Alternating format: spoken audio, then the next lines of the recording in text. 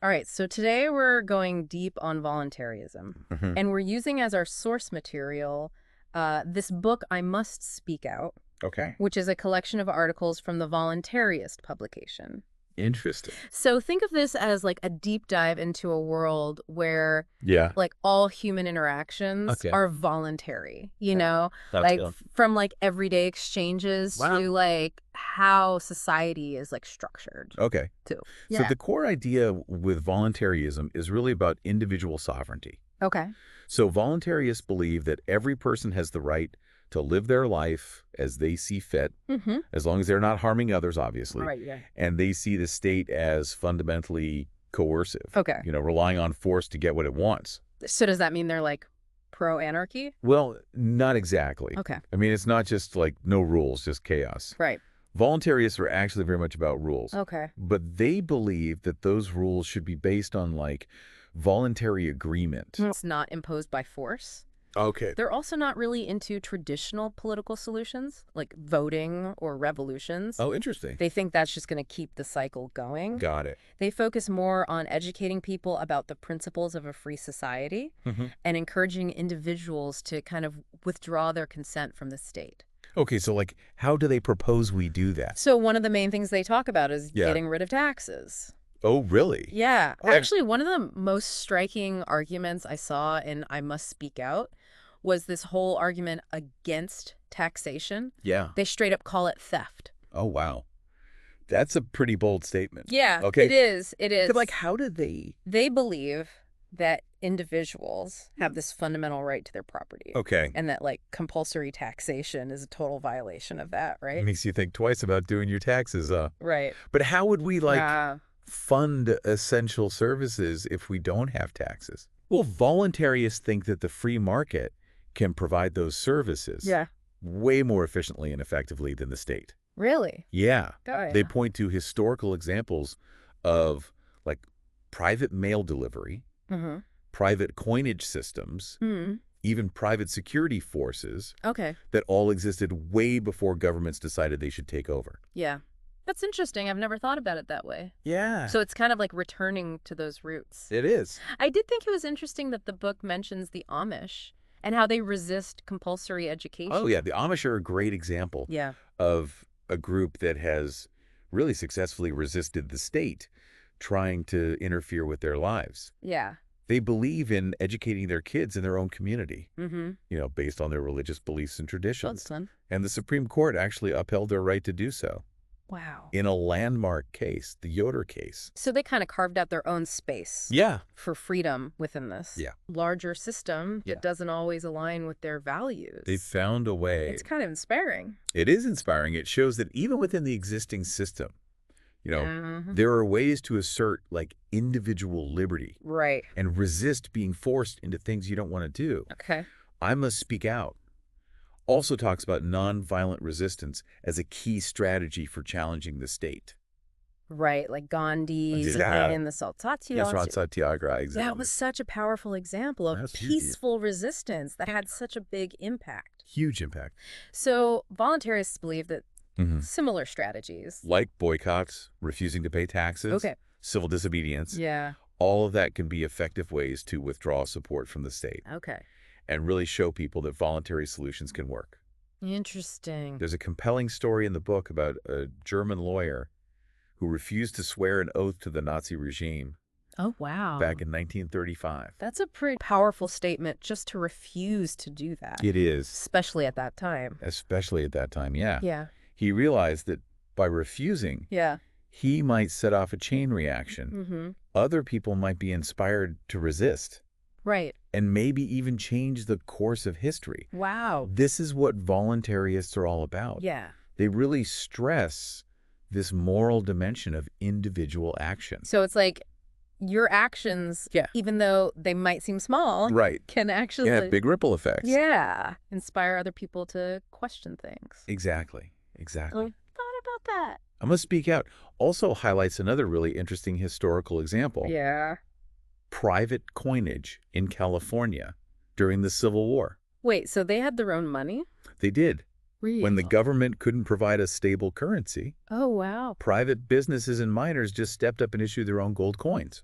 That's pretty cool. It is. It's a real example of Yeah. finding a solution when there's a crisis. It really shows how voluntary solutions can emerge, and meet the needs of the community. Like they turned it into an opportunity. They did. It makes you wonder, It does. what other things could we do better if we had this kind of decentralized voluntary approach? That's a great question. Like what areas of life could benefit from that? Yeah. Voluntarists are always thinking about this. Okay. They believe the free market, Right. driven by individual choice and cooperation, Yeah. could offer solutions to a ton of social and economic problems. So it's not just about getting rid of the state. No, it's bigger than that. It's about like building... It's about building something new. Okay. Something better. Something based on freedom and giving people more power. Exactly. It's a vision of a society where individuals are free to pursue their own goals. Okay. Where cooperation is based on, what's good for everyone. Right. And where the power of the state is replaced by the creativity of the free market. That's pretty cool. It is pretty cool. Now, one thing that I Must Speak Out talks about that I thought was really interesting is this idea of infrastructural power. Oh, yeah. So can you explain what they mean by that? So the idea is that governments have historically used their control over infrastructure. Like roads and bridges and stuff like that. Exactly. Roads, bridges, communication networks. Okay. To make their power stronger. Okay. The book gives this example of road building in America, which started out as mostly a private thing. Oh, interesting. But then the government gradually took it over. Oh, wow. So are they saying that because the government controls all of these essential things, it gives them power over individuals? That's the idea. Wow. Voluntarists believe that a truly free society would go back to private ownership and management of all that stuff. Oh, okay. They think it would allow for more competition and innovation. Makes sense. They even talk about how, like, the standard oil barrel size, 42 gallons, Right. that wasn't a government thing at all. Really? Nope. It came about naturally because that's the size that whiskey barrels were. I did not know that. Yeah, it's interesting. Okay, so voluntaryism, It's radical. it's a pretty big change It is. from how we usually think about the world. But I Must Speak Out makes a really good case for why we should rethink things. Okay. Like our assumptions about how we can build a society that's free and prosperous.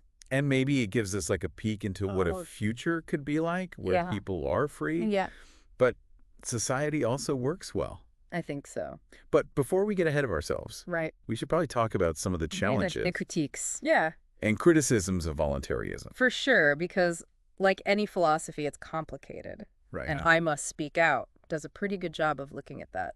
All right, so let's dive into some of those tougher questions and see what we find out. Sounds good. So I think one of the biggest criticisms you hear about voluntarism is that it sounds good in theory. Yeah. But like, how would it actually work in the real world? Right. Like, if there's no government who's going to protect us Right. from criminals or like foreign invaders. That's a really common question. Yeah. And it's something that voluntarists have thought about a lot. Okay. I mean, they've really tried to address it. Okay. They point to historical examples What? like medieval Iceland, Okay. which had a system of privately enforced laws and like voluntary courts. And it actually functioned pretty well for centuries. Wow. They argue that if you have a competitive market for security Okay. and legal services, Okay. it would end up being way more efficient Okay. and responsive than some big centralized system. So it's kind of like choosing your own security company. Exactly. Versus having the government tell you which one you get. Exactly. But what about people who can't afford Right. private security? Yeah, that's a really important point. And there are definitely some different ideas within voluntarism about how to deal with that. Like what? Well, some voluntarists think that charitable organizations and like community-based solutions could help those people. Okay. While others say you might still need like a very minimal state, Interesting. just a basic night watchman state to make sure everyone has at least some protection. That makes sense. I Must Speak Out also talks about the rise of cryptocurrencies Oh, yeah. like Bitcoin Right. as like a modern day example Okay. of how these private decentralized systems can challenge those big government controlled systems. That's a good point. Voluntarists see it as proof Okay. that market forces Yeah. can create a stable and reliable monetary system. So you don't even need the government Exactly. to make sure the money works. They would say you don't. Wow. It's pretty fascinating. It is. It's interesting to see how technology is kind of creating all these new ways. New possibilities. Yeah, for decentralization and voluntarism. For sure. But I think we should also talk about some of the, ethical challenges that voluntarism brings up. That's where it gets really interesting. Yeah. Because voluntarism is all about individual liberty and self-ownership. Right. And that can lead to some conclusions that make people uncomfortable. Like what kind of conclusions? Well, the book talks about things like prostitution, drug use, even assisted suicide. Right. Those are all things that are often seen as immoral or harmful. Yeah. But from a voluntarist perspective, they could be seen as legitimate choices that people should be free to make. If they're not harming anyone else. Right. So voluntarists argue that as long as your actions don't directly hurt someone else, you should be free to do what you want with your own body and life. Even if those choices are unpopular. So it's a totally different way of thinking than what a lot of governments do. Right. Where they try to regulate. They want to control people. Control people's behavior in the name of public safety. Right. Or morality. Yeah. It's a big difference. It is a big difference. And it raises some tough questions. Like what? Where do you draw the line? Right. How much freedom is too much? And could too much freedom lead to people getting hurt? Exactly. I thought it was interesting that one of the authors in I Must Speak Out admits that his views on some of these issues have actually changed over time. Oh, really? Yeah, he used to be a strong defender of things like prostitution. Okay. But then later he realized it's more complicated than he thought. That's really interesting. Yeah, he started thinking more about the moral side of it. It's cool to see someone being so honest. Yeah. And willing to say, hey, I've changed my mind. Right. It shows that this isn't just some dogma. Right. It's a living philosophy. It's evolving as people think about the real world. Exactly. The book also tackles this idea of conscientious objection to the state. Yeah. So how far does that obligation to resist actually go? So voluntarists generally believe that people have a moral duty to refuse to participate in anything they think is unjust. So that could be refusing to pay taxes, refusing to serve in the military, or even just refusing to obey laws they think are wrong. The book brings up Henry David Thoreau. Oh, yeah. Who went to jail. Right. He refused to pay his taxes. He didn't want to pay a tax. Yeah. That would fund a war he didn't believe in. Right. And voluntarists see that as a powerful example of what they're talking about living by your principles. Yeah. Even if you have to pay a price for it. So it's like standing up for what you believe in, exactly. even if everyone else thinks you're wrong. Voluntarists really stress this idea that even small acts of defiance can have a big impact. Right. They could make other people start questioning things and thinking about alternatives. So it's about planting those seeds. Planting those seeds. Yeah. One act of resistance at a time. I Must Speak Out argues that kind of individual action, along with educating people and trying to persuade them, is how we'll eventually create a better society. I think it's really a philosophy of hope. Yeah. It's a belief that we could build a better world if we're willing to challenge the way things are. Right. And take responsibility for creating the kind of world we want. But let's be real, a completely voluntary society. Yeah. That sounds pretty far out. It does. Do you really think it could work? That's the big question, isn't it? Yeah. And that's where we'll pick up in the last part of our deep dive. Okay. We'll look at some of the challenges and the opportunities of building a truly voluntary society. Okay. And we'll leave you with some things to think about. Okay. About how voluntarism could shape the future. All right, cool. Well, I'm looking forward to that. Yeah, it should be good. Okay, so we've talked about the main ideas behind voluntarism. Yeah. We've looked at some of the criticisms. Right. And we've even gotten into some of the ethical questions it raises. A big topic. It is a big topic, but I think the biggest question is, could it work? Yeah. Could a truly voluntarist society actually function? I think that's a question that even voluntarists debate among themselves. Okay. Some of them believe that a totally voluntary society could just emerge naturally. Interesting. Without any central authority. Like how? Well, they point to examples like the ancient Hebrews before they decided they wanted a king. Oh, right. They had this decentralized system based on customs and traditions. And I Must Speak Out actually talks about that. Specifically, the prophet Samuel's warning to the Hebrews about having a king. It's a fascinating story. Yeah. He basically said, if you get a king, you're going to end up with more taxes. Oh, wow. You're going to have to fight in his wars. So basically, he predicted tyranny. Pretty much. Wow. And it really gets at the heart of what voluntarists worry about. Okay. Even governments that start out small, they tend to want more and more power. Right. It's a slippery slope. It is a slippery slope. Yeah. But if we got rid of government completely, wouldn't that just lead to chaos? I mean, some people would say that. Right. Like, who would enforce contracts or protect our property? Those are all valid points. Yep. And voluntarists have different ideas about how to handle those things. Like what? Well, some of them think that private organizations could do it, or community-based solutions. Okay. While others think you might still need like a minimal force. Okay. Just enough to protect individual rights. So they're not against all authority. Right. Just the kind that forces people to do things. Exactly. And I remember that I must speak out makes a distinction between government and state. They do. So what's the difference? They see government as any kind of system of rule. Okay. But a state is something specific. Okay. It's like when one group has a total monopoly on force.